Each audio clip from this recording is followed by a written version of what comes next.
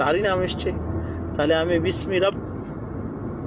বিসমি আল্লাহ, আল্লাহর নামে আমি শুরু করছি।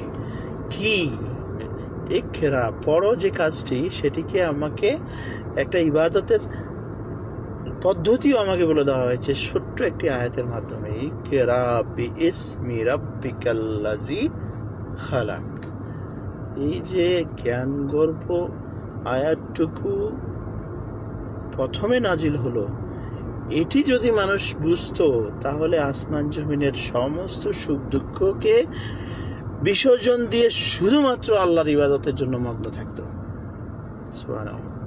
মানুষ এই আয়াতের ভাব মূর্তি যদি অনুধাবন করে, কেনই বা আল্লাহ পড়তে বলছেন, কেনই বা আল্লাহ জানার জন্য এতই আমাদেরকে ফোর্স করছেন।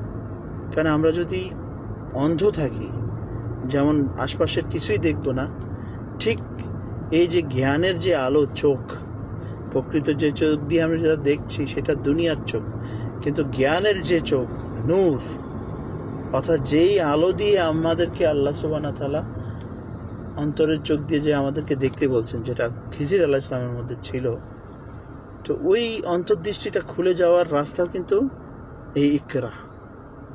তাহলে সঠিকভাবে আমি যদি পড়ি ইকরা বিইসমি রাব্বিকাল্লাযী খালাক, তাহলে আপনার আমার ইবাদতের সবকিছুর মূলে বিসমিল্লাহ যুক্ত হওয়াটাই কি ফরজ।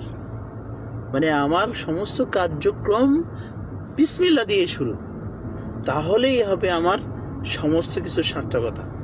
তো আমরা আসলে নিজের মন মতো গড়ে, নিজের মতো করে ইসলামকে সাজাই, যে কারণে শয়তান আমাদেরকে এই কাজে কিন্তু অনেক সহযোগিতা করে, যে আল্লাহ বিরূপ হওয়ার জন্য বিসমিল্লাহর বাইরে চলে যা, তাহলে দেখবি তোর কাজটা দুনিয়াবি এবং কিন্তু সাকসেস দেখবি। কিন্তু আল্লাহমুখী হলে অনেক প্রশান্তি পাবি, কিন্তু কষ্ট অনেক।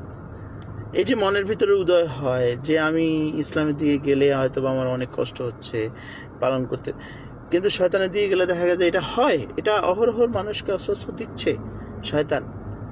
আপনি দেখতে পাবেন এই কাজগুলো কিন্তু দুনিয়াবি স্বার্থনিহিত যত কাজ আছে সব কিছুতেই শয়তান সবচেয়ে বেশি তার প্রভাব বিস্তার করে, যাতে মানুষ ওইটার প্রতি মুগ্ধ থাকে। মানুষ অপকর্ম বা যে কোনো খারাপ কাজ করবে তখন সেটাতে কিন্তু মজা লাগে বেশি। কারণ কেন জানেন? কারণ তাকে শয়তান স্বয়ং সহযোগিতা করে। কিন্তু ইবাদত করতে যান, আপনি নামাজ রোজা হজ জাকাত বা ভালো কাজ করতে যান বা পড়তে যান,